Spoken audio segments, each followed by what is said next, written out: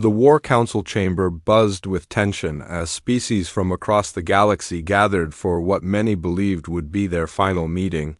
The Void Swarm had crushed 3 more coalition worlds in the past month, and their relentless advance showed no signs of slowing. Admiral Thane of the Altarian fleet watched the holographic displays with growing concern. Red markers indicated fallen worlds, and there were far too many of them. "We have lost 47% of our outer colonies," announced General Korvax, his forearms gesturing at the tactical display. "At this rate, the core worlds will be under attack within 6 months." The assembled alien commanders shifted uncomfortably in their seats. The coalition had been built on the foundation of logical warfare, precise formations, and time-tested strategies. For 3,000 years, these methods had brought peace and order to the galaxy. Now, they seemed utterly useless against an enemy that fought without pattern or reason. "The Void Swarm adapts faster than we can respond," said Commander Veltar of the Krillian Honor Guard. "Every time we develop a counter-strategy, they change their approach. It is as if they learn from chaos itself." Admiral Thane nodded grimly. The Altarians prided themselves on their analytical minds, but even their most advanced computers could not predict the swarm's next move. The enemy seemed to thrive on unpredictability, turning disorder into a weapon more powerful than any. "PLASMA cannon, what about the new species?" asked Dr. Zenth, the Mindari representative. "The ones from the third spiral arm." "The humans." Uncomfortable silence fell over the chamber. Humanity had been discovered only 5 years ago, and their application to join the coalition had been met with skepticism. They were a young species, barely past their nuclear age, with no significant military achievements. Most importantly, they fought wars against their own kind with disturbing regularity. "The humans are primitive," General Korvax stated firmly. "They lack proper military doctrine. Their combat records show constant internal conflict and complete disregard for established battle formations." "Perhaps that is exactly what we need," Dr. Zenth suggested. "An enemy that fights with chaos requires allies who understand chaos." Admiral Thane pulled up the human military files. The records were troubling. Humans had fought hundreds of wars throughout their history, often with minimal technology and maximum brutality. They seemed to excel at improvisation, guerrilla tactics, and what their own military called thinking outside the box. "Their casualty rates are acceptable," noted Commander Veltar, studying the data. "But their methods are non-conventional. They use suicide attacks, psychological warfare, and tactics that would be considered dishonorable by our standards." "Honor will not save us from extinction," Admiral Thane replied quietly. "Perhaps it is time to consider alternatives." The debate continued for hours. The coalition's military leaders were trained in precision, order, and logical progression. The idea of introducing chaos into their ranks felt like betrayal of everything they had built. Yet the alternative was total defeat. Finally, the vote was called. By a narrow margin, the Council agreed to extend a military invitation to humanity. The decision was made with heavy hearts and deep reservations. 3 weeks later, the human transport ship arrived at Coalition Military Command. Admiral Thane watched through the observation deck as the first human soldiers disembarked. They were smaller than most Coalition species, with no natural armor or enhanced physical capabilities. Their leader, a human named Alex Rivers, walked with confident steps that somehow seemed both casual and alert. "Welcome to the Coalition, Captain Rivers," Admiral Thane said through the translator. "We hope your species can contribute to our defense efforts." Rivers looked around the vast military complex with obvious curiosity. "We're here to fight, Admiral. That's what humans do best." The statement was simple, almost crude by Coalition standards. Military service was supposed to be about honor, duty, and the preservation of civilization. Humans apparently saw it as merely fighting. "You will be assigned to Training Battalion 7, Admiral Thane continued. "You must learn our formations, our protocols, and our strategic doctrine before you can participate in actual combat." "With respect, Admiral, how long have you been losing this war?" The question was direct to the point of rudeness. Admiral Thane felt his secondary heart skip a beat. 3 standard cycles? And how long did it take you to learn these formations and protocols? The basic training period is 18 months, followed by advanced tactical education lasting another 2 years. Rivers smiled, and there was something unsettling about the expression. Admiral, if your methods haven't worked for 3 years, maybe it's time to try something different. The human officer gestured to his soldiers, who stood in loose formation, rather than the rigid lines preferred by coalition forces. My people have been fighting wars for thousands of years. We've learned that the best plan is the one your enemy doesn't expect. Admiral Thane observed the human soldiers more carefully. They moved with easy confidence, their eyes constantly scanning their surroundings. Their equipment was basic compared to coalition standard, but they carried it with familiar ease. These, were not parade ground soldiers, these were veterans. You will still require basic orientation, Admiral Thane insisted. Our technology, our communication systems, our fleet protocols. Absolutely, Rivers agreed. But maybe while we're learning your systems, you could learn something from ours. The suggestion was unprecedented. The coalition had developed its military doctrine over millennia, refined by the greatest strategic minds in galactic history. The idea that primitive humans could contribute improvements was almost insulting, yet as Admiral Thane watched the human soldiers settle into their quarters, he noticed something the official reports had missed. These humans moved as a unit without rigid formation. They communicated through subtle gestures and expressions that required no technology. They adapted to their new environment within hours rather than weeks. Perhaps most significantly, they showed no fear of the unknown. While coalition soldiers required extensive psychological preparation for new environments, the humans seemed to embrace uncertainty as a natural part of existence. That night, Admiral Thane reviewed the human military files once more. The records showed a species that had survived ice ages, plagues, and numerous extinction events. They had fought wars with sticks and stones, then with nuclear weapons, then with information itself. They had never been the strongest or fastest species on their own world, yet they had become its dominant life form through adaptability and relentless determination. For the first time in months, Admiral Thane felt something that might have been hope. The coalition needed a miracle to survive the void swarm. Perhaps they had just found one, disguised as a species too stubborn to accept defeat.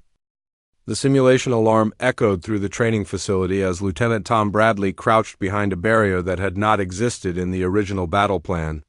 3 days into their integration program, the human soldiers had already begun modifying standard coalition equipment in ways that made their alien instructors deeply uncomfortable. Formation Delta 7, commanded Instructor Vex through the communication system. Maintain defensive perimeter as outlined in Manual Section 4. Bradley glanced at his squad members and made a quick hand signal. The humans scattered immediately, abandoning their assigned positions and moving in seemingly random directions. Their alien partners stood frozen, unsure whether to follow orders or follow the humans. "What are they doing?" muttered Sergeant First Class Roth, a massive Krillian whose honor-bound nature was deeply offended by the human disregard for proper military procedure. The manual clearly states that defensive positions must be maintained until enemy contact is confirmed. Tom Bradley was already halfway across the simulated battlefield, using pieces of debris as cover while his teammate Maria Santos flanked around the left side. The training scenario was designed to test conventional defensive tactics against a simulated void swarm attack. The humans were treating it like a completely different kind of battle. "Santos, you see that power relay?" Bradley called out, pointing to a structure that was not marked as tactically significant in any coalition manual. "Got it," she replied, pulling out a small explosive device that humans called an improvised charge. Coalition forces would have requested permission from 3 different command levels before deploying such a weapon. Santos simply attached it to the relay and moved on. The simulated enemy force advanced according to standard void swarm patterns, expecting to encounter the traditional coalition defensive formation. Instead, they found empty positions and scattered resistance that appeared to have no central coordination. "Sir, the humans have abandoned their assigned sectors," reported Specialist Kex, a Mindari observer whose psychic abilities allowed him to monitor the entire battlefield simultaneously. "They are engaging targets that are not classified as priority threats?" Instructor Vex watched the tactical display with growing frustration. The humans were doing everything wrong. They ignored chain of command, modified equipment without authorization, and used tactics that had never been tested or approved. According to every military principle the Coalition had developed, they should have been easily defeated. Instead, something extraordinary was happening. Tom Bradley's squad had identified weaknesses in the simulated enemy formation that the Coalition computers had missed. By attacking seemingly minor targets like communication relays and supply lines, they were creating cascade failures throughout the entire enemy system. "They are not following any recognizable pattern," observed Dr. Zenth, who had come to evaluate the human integration progress. "Yet their actions appear to be coordinated." The truth was both simpler and more complex than the alien observers realized. The humans were not following a predetermined plan because they did not believe in predetermined plans. Instead, they were adapting to battlefield conditions in real time, using their natural ability to recognize patterns and exploit opportunities. "Williams, can you reach that observation post?" Bradley asked through their communication system. "Negative. On the direct route, but I can get there if Santos creates a distraction at checkpoint 3. "Do it." The entire conversation took less than 10 seconds. No forms were filled out, no permissions were requested, and no superior officers were consulted. The humans simply identified a problem, developed a solution, and implemented it immediately. This approach horrified their alien partners, who had been trained to believe that unauthorized action was the path to disaster. The Krillian Honor Code required explicit orders before any significant action could be taken. The Altarian logical framework demanded that all variables be calculated before proceeding. The Mindari consensus system required psychic agreement. From all team members, humans required none of these things. "The enemy commander is adapting to our absence in the primary defensive line," reported Specialist Kex. "They are redirecting forces to exploit the gaps." "Good," replied Bradley, surprising everyone who heard him. "Let them come." The simulated void swarm poured through the abandoned defensive positions, expecting to find the Coalition's main force. Instead, they discovered that the humans had turned the entire battlefield into a trap. The power relay explosion had disabled enemy communications. The flanking maneuvers had isolated enemy units from their support. The improvised weapons had created choke points that forced the enemy into predetermined kill zones. When the simulation ended, the results were unprecedented. The human-led force had achieved total victory with casualty rates 60% lower than the Coalition average. They had completed the mission in half the expected time and had captured enemy assets that were not even part of the original objectives. The post-battle analysis left the alien instructors speechless. "How did you know the power relay was a critical target?" asked Instructor Vex. "It was not identified in any of the briefing materials." "We didn't know," admitted Maria Santos. "But it looked important and we figured destroying it couldn't hurt." "You figured?" The concept was alien to most Coalition species. Military decisions were supposed to be based on analysis, calculation, and established doctrine. The idea of acting on instinct seemed primitive and dangerous. "Look," explained Tom Bradley, "in human military history, we learned that no plan survives contact with the enemy, so we don't make rigid plans. We make flexible guidelines and adapt as needed." "But without central coordination, how do you maintain unit cohesion?" asked Sergeant Roth. "We trust each other," Bradley replied simply. "Every human soldier is trained to think independently while working toward the common goal. We don't need constant orders because we understand the mission." The concept was revolutionary. Coalition forces had always operated on the principle that individual initiative was dangerous and that strict adherence to protocol was essential for success.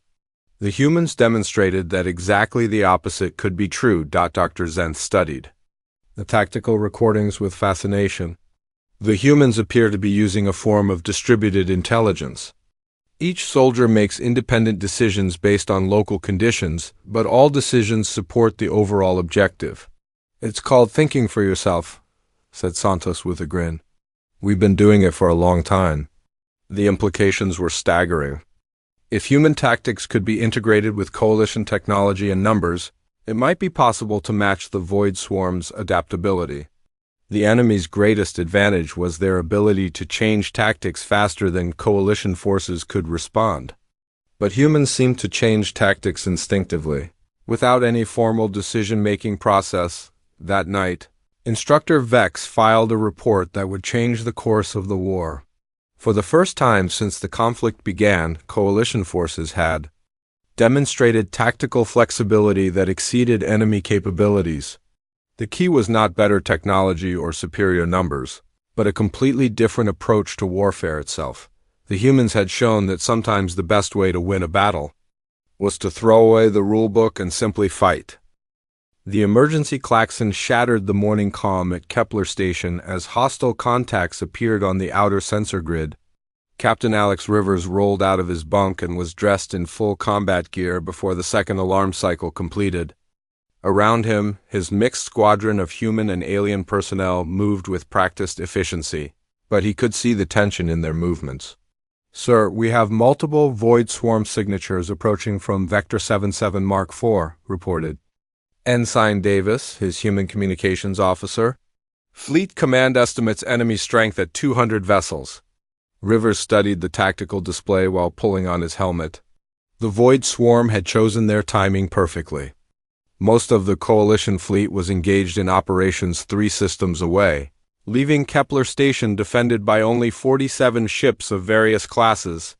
Under normal circumstances, this would be a massacre. What's our defensive status? Rivers asked, moving toward the bridge of his command vessel. Admiral Thane is coordinating from the heavy cruiser Resolve, replied Lieutenant Commander Yex, a Altarian officer whose logical mind served as the perfect complement to human intuition. Standard defensive formation Alpha 1 has been implemented. Rivers felt his stomach tighten. Alpha 1 was a textbook defensive strategy that had been used successfully for centuries. It was also completely predictable, which made it useless against an enemy that specialized in adaptation. Sir, incoming transmission from Admiral Thane, announced Davis. The Admiral's image appeared on the main screen, his normally calm expression showing signs of strain. Captain Rivers, I am placing you in command of Squadron 7. Your orders are to maintain defensive position at coordinate 12 Alpha and prevent enemy breakthrough to the station. Understood, Admiral. What are our operational parameters? Standard Coalition defensive doctrine, Captain. Hold your position and engage enemy forces as they approach. Do not break formation under any circumstances. Rivers felt every human on the bridge tensed simultaneously. They had trained for months to integrate with coalition forces, but the old habits died hard. Humans did not like being told to sit still while an enemy approached. Sir, he began carefully, request permission to modify our approach based on battlefield conditions. Negative, Captain. We cannot afford tactical experimentation with the station at risk. Follow standard procedure. The connection ended, leaving Rivers staring at a tactical situation that looked hopeless. The Void Swarm was approaching in their typical chaotic pattern, which meant they would probe the coalition formation for weaknesses before committing to full attack. Against a static defense, they would find those weaknesses quickly. Options? Rivers asked his bridge crew. We follow orders, replied Commander Yex. Admiral Thane has superior knowledge of overall tactical situation. Orders are going to get. U.S. killed, muttered pilot Dan Foster from his position at the helm. That formation puts us right in the enemy's optimal engagement zone. Rivers watched the enemy fleet advance and made a decision that would either save Kepler Station or end his career. All ships, this is Squadron 7 actual. Prepare for tactical modification. Sir, Admiral Thane specifically ordered us to maintain formation, warned Commander Yex. Admiral Thane is not here, Rivers replied. We are. The next few minutes would be remembered as the moment human military philosophy changed galactic warfare forever. Instead of maintaining the defensive line, Rivers split his squadron into 3 irregular groups. Each group appeared to be acting independently, but they were actually executing a complex pattern that existed only in the minds of the human officers. What are they doing? Admiral Thane demanded from his command ship, watching Rivers' squadron break apart on the tactical display. Unknown, sir, replied his tactical officer. They appear to be abandoning their assigned positions. The Void Swarm reached the coalition defensive line and began their standard probing attacks. They expected to find predetermined targets in predictable positions. Instead, they encountered small groups of ships that moved in patterns that seemed random but were actually carefully coordinated. Don Foster pushed his interceptor far beyond safe operational limits, using the ship's damaged engine housing as an improvised weapon. The maneuver was insane by coalition standards, but it created a gap in the enemy formation that allowed the heavier ships to penetrate their defensive screen. Foster, you're leaking plasma, warned his wingman through the communication system. I know, Foster replied calmly. Going to use it.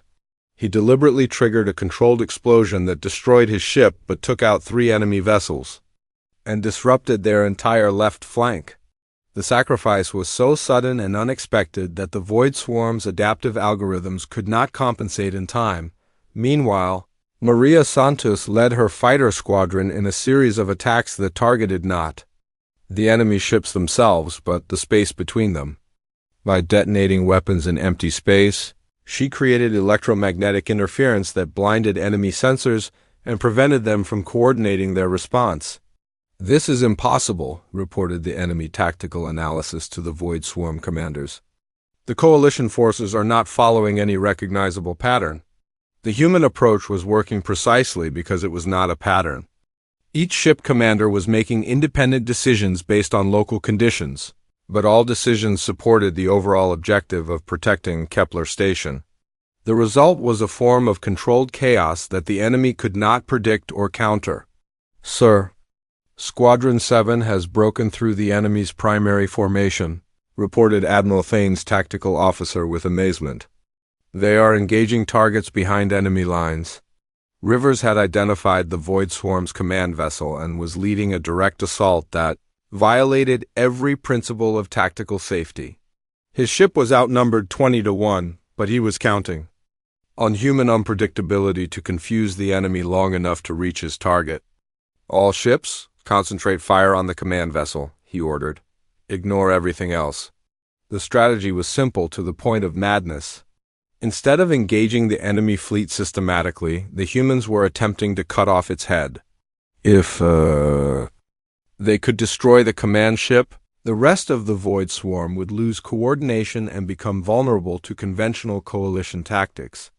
Captain, we have multiple enemy vessels converging on our position, warned Commander Yex. Recommend immediate withdrawal. Negative, Rivers replied. We finish this. His ship shuddered under enemy fire as they closed on the command vessel. The bridge filled with smoke and the smell of burning electronics. Half his crew was dead or wounded, but the survivors continued their mission with grim determination. Target acquired, announced the weapons officer. Firing all remaining missiles. The human-modified weapons struck the enemy command ship at point-blank range, triggering a chain reaction that destroyed the vessel completely. Within minutes, the entire Void Swarm fleet began to lose cohesion as individual ships reverted to basic programming without central coordination. All coalition vessels' enemy command structure has been eliminated, Admiral Thane announced over the fleet communication system. Advance and engage remaining targets. The battle was won, but the victory came at a price that horrified the alien commanders. 17 humans had died in the engagement, including Dan Foster, and 3 other pilots who had sacrificed themselves to create tactical opportunities for their comrades. Admiral Thane expected the human survivors to be devastated by their losses. Instead, they conducted a brief memorial service and immediately began preparing for the next engagement. The alien officers could not understand how humans could accept such casualties and continue fighting. "How do you process the loss of your comrades?" asked Dr. Zenth during the post-battle analysis. "We honor them by completing the mission," replied Captain Rivers simply.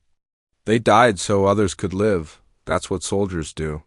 The statement was matter of fact, without drama or emotion, but it revealed something profound about human nature that the aliens had never encountered before. Humans did not fight for glory or honor or logical necessity. They fought for each other, and that made them willing to accept sacrifices that would break other species. Kepler Station was saved, and the Coalition had learned its first lesson about the true nature of human warfare. Victory was not about superior technology or perfect formations. It was about the willingness to adapt, to sacrifice, and to keep fighting when logic suggested surrender. The war was far from over. But for the first time, the Coalition had hope. The transformation began slowly, like water finding cracks in stone. Colonel Emma West stood before her first class of alien officers at the newly established Integrated Combat Academy, watching their faces as she explained concepts that challenged everything they had been taught about warfare. "The enemy expects you to follow patterns," she said, manipulating the holographic display to show a standard Coalition formation. "When you do what they expect, they can predict your moves and counter them. But when you do something unexpected, they have to adapt, and adaptation takes time." Commander Veltar of the Krillian Honor Guard raised one of his 4 arms.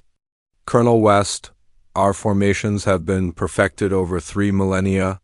They represent the accumulated wisdom of our greatest military minds.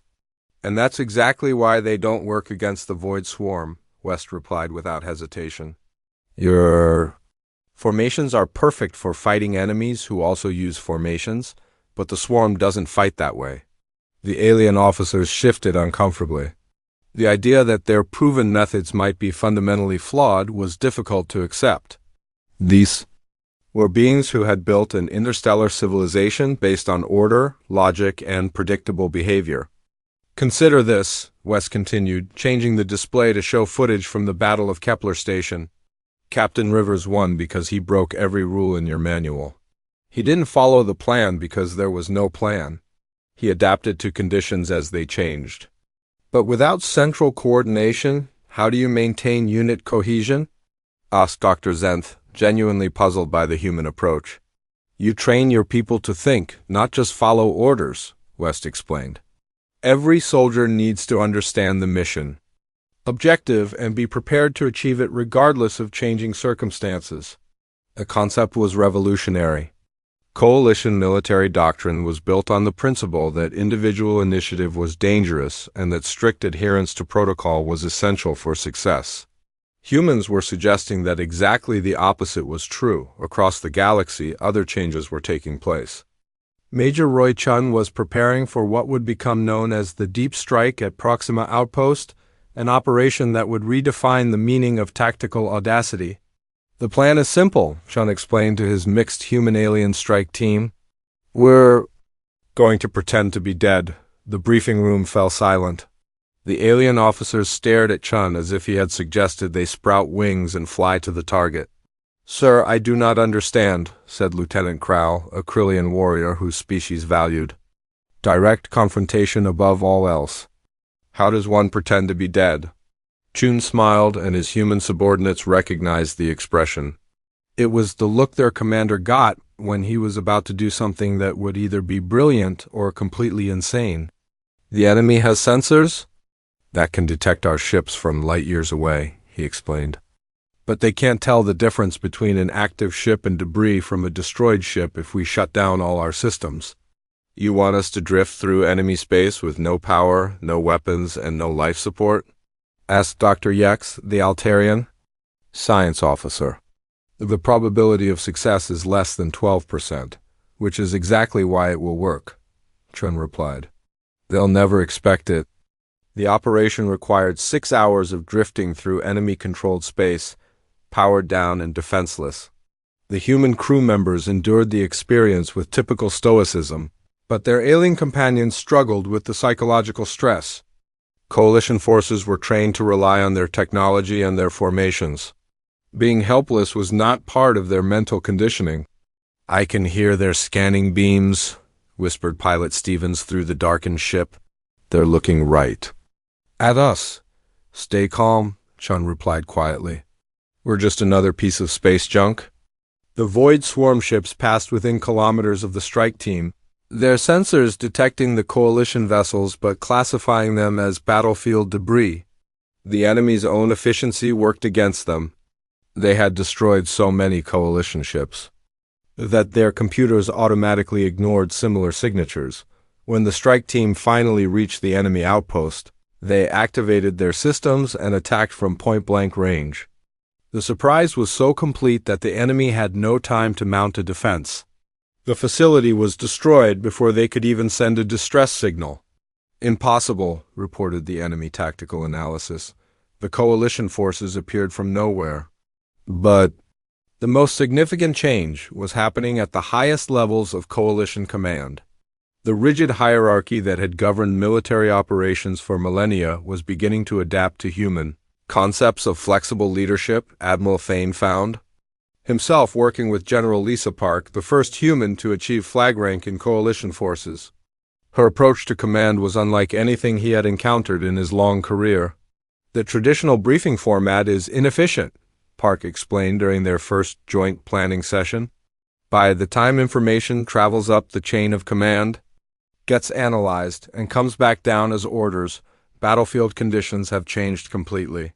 "But without proper command structure, how do you maintain discipline?" Thane asked. "You trust your people," Park replied. "We give them the objective and let them figure out how to achieve it. That way, they can adapt to changing conditions without waiting for new orders." The concept was terrifying to alien commanders who had been trained to believe that unauthorized action was the path to disaster. But the results were impossible to ignore. Human-led units consistently outperformed traditional coalition forces against Void swarm tactics. The psychological impact was equally significant. The Mindari, with their psychic abilities, discovered that human emotional unpredictability actually enhanced their telepathic effectiveness. When human soldiers felt fear, anger, or determination, it created psychic resonance that confused enemy sensors and disrupted their coordination. "The humans think with their emotions," observed Dr. Zenth during a research briefing. "This should make them less effective, but somehow it has the opposite effect." The truth was more complex. Humans did not think with their emotions, but they used their emotions as additional sources of information. Fear told them when something was dangerous. Anger gave them energy to overcome obstacles. Hope helped them continue fighting when logic suggested surrender. "Emotions are not a weakness," explained Colonel West to her confused alien students. "They are a tactical advantage. An enemy that can predict your logical responses cannot predict your emotional responses." The transformation of coalition military doctrine accelerated as success followed success. The Void swarm, adapted to fight predictable enemies, found themselves completely outmatched by forces that combined alien technology with human unpredictability. The enemy's greatest advantage had been their ability to adapt faster than coalition forces could respond. But humans adapted instantly, without any formal decision-making process. They changed tactics as naturally as they breathed, turning adaptability itself into a weapon. For the first time since the war began, coalition forces were advancing instead of retreating. The Void swarm's relentless expansion had been stopped, then reversed. Worlds that had been lost were being reclaimed, and enemy forces were withdrawing from systems they had held for years. "The statistical probability of our recent victories is less than 1%, reported the Coalition's central computer system. "Either our intelligence about enemy capabilities is fundamentally flawed, or we have discovered new tactical principles." Admiral Thane knew the answer. They had not discovered new tactics. They had discovered something far more valuable: the realization that their old tactics were limitations rather than strengths. By learning to think like humans, the Coalition had learned to fight like humans. The war was far from over, but the balance had shifted. The hunters had become the hunted, and the galaxy would never be the same. The final assault on the Void Swarm's primary hive world began not with massive fleets or overwhelming firepower, but with a single human general staring at a tactical display that showed impossible odds. Lisa Park had been promoted to Supreme, commander of coalition forces, the first human to hold the position, and she was about to attempt something that would have been considered madness 2 years earlier. The enemy has concentrated their entire remaining fleet around the hive world, reported Admiral Thane from his position at the tactical station. Sensor readings indicate over 1,500 vessels of various classes. Park nodded calmly, studying the display with the same expression she might use to examine a weather report. Around her, the integrated command staff of humans and aliens worked with the fluid coordination that had become the hallmark of the new coalition military. "What's our actual strength?" she asked. 237 ships, replied Commander Yex, his Altarian precision providing exact numbers. "Enemy forces outnumber us by a factor of 6.4 to 1. "Good," Park said, surprising everyone in the command center. "They're all in one place." The statement reflected a fundamental shift in how coalition forces approached warfare. Under the old system, being outnumbered was a disaster to be avoided. Under the new human-influence doctrine, it was an opportunity to be exploited. "Begin Operation Phantom Storm." Park ordered. The plan she had developed was so audacious that it would have been rejected immediately under the old command structure. Instead of attacking the enemy fleet directly, Park intended to convince them that they were facing an invasion force 10 times larger than reality. The operation began with Dr. Zenth and his team of Mindari psychics projecting false thoughts into the enemy's collective consciousness.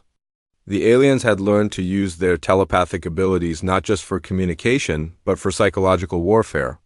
They planted images of massive coalition fleets approaching from multiple directions.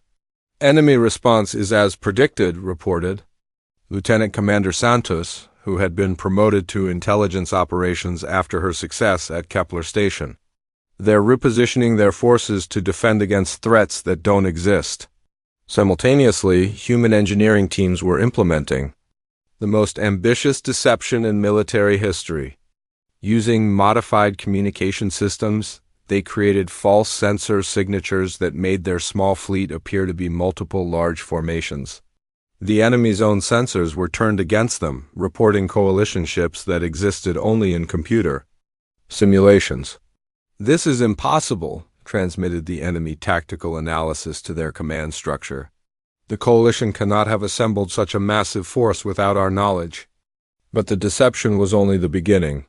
While the enemy fleet scrambled to defend against phantom threats, the real coalition forces were executing maneuvers that would have been impossible under the old, rigid command structure. Captain Rivers, now commanding a battle group, led his ships through a series of micro-jumps that brought them inside the enemy's defensive perimeter.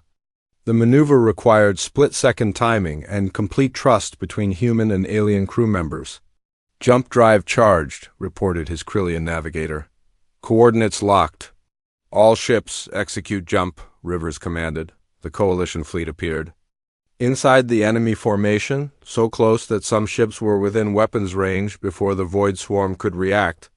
The surprise was so complete that the enemy's adaptive algorithms crashed, unable to process the impossible tactical situation. "Impossible," repeated the enemy analysis. "Coalition forces cannot be in 2 places simultaneously." But that was exactly what was happening.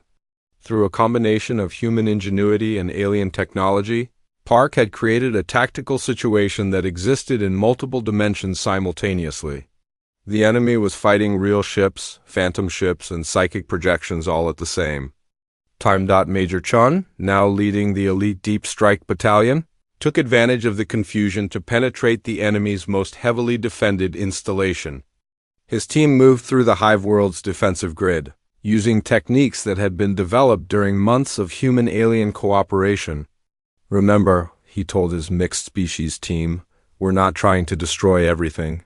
We're trying to create maximum chaos with minimum resources." The approach was pure human military philosophy adapted for alien capabilities. Instead of overwhelming the enemy with superior force, they were using precision strikes to create cascade failures. Throughout the enemy's entire system, the Mindari team members used their psychic abilities to disrupt enemy communications. The Altarians calculated exactly which targets would create the maximum system failures. The Krillians provided the raw courage needed to press attacks against impossible odds, and the humans provided the tactical flexibility that held everything together. "Target the control nexus," Chun ordered as his team penetrated the heart of the enemy installation. "If we can shut down their central coordination, the entire fleet will lose cohesion." The final assault was led by a human private named Jackson, whose only qualification for the mission was his ability to think clearly under pressure. He crawled through ventilation systems that had been designed for beings one-third his size, using improvised tools to bypass security systems that had never encountered human creativity. "Control Nexus is 50 meters ahead," Jackson reported through his communicator. "Security is heavy, but there's a maintenance access that they're not watching." "Proceed," Chun replied. "You have 30 seconds before they detect the breach." Jackson reached the control center and deployed a device that would have been impossible to create without human-alien cooperation. The Altarians had provided the technical specifications. The Mindari had contributed psychic interface technology, and the humans had added the crucial element of unpredictability. Instead of destroying the control nexus, the device reprogrammed it. The enemy's own command system began sending contradictory orders to their fleet, creating confusion that multiplied exponentially throughout their entire network. "Enemy fleet is breaking formation," reported Admiral Thane from the command ship. "They appear to be receiving conflicting orders from their own command structure." General Park watched the tactical display with satisfaction. The Void Swarms. Greatest strength had always been their collective coordination. By turning that strength against them, she had achieved victory without destroying a single major enemy vessel. "All coalition forces begin final assault," she ordered. "Target disabled vessels for capture, not destruction." The decision reflected another fundamental change in coalition military thinking. Under the old doctrine, enemies were destroyed to prevent future threats. Under the new human-influenced approach, enemies were captured to provide intelligence and resources for future operations. The battle was over within hours. The Void Swarm's massive fleet found itself completely paralyzed by their own command structure, unable to coordinate any effective response to coalition attacks. Thousands of enemy vessels were captured intact, providing more intelligence about Void Swarm technology than the coalition had gathered in 3 years of warfare. "Final casualty report," requested General Park as the last enemy position surrendered. 14 coalition vessels damaged, none destroyed, reported Commander Santos. Human casualties, 7 wounded, none killed. Alien casualties, 12. Wounded, 2 killed. The numbers were unprecedented. A force of 200 ships had defeated 1,500 enemy vessels with casualties that would have been considered impossible under the old military system. "How?" asked Admiral Thane, still struggling to understand what had happened. "We didn't fight their fleet," Park explained. "We fought their assumptions. They expected us to use traditional tactics, so we used no tactics at all. They expected logical responses, so we gave them emotional responses. They expected predictable behavior, so we became unpredictable." The victory at the Hive World marked the end of the Void Swarm as an organized threat, but more importantly, it marked the beginning of a new era in galactic warfare. The rigid military structures that had governed coalition forces for millennia had been replaced by fluid, adaptive systems that emphasized creativity over protocol.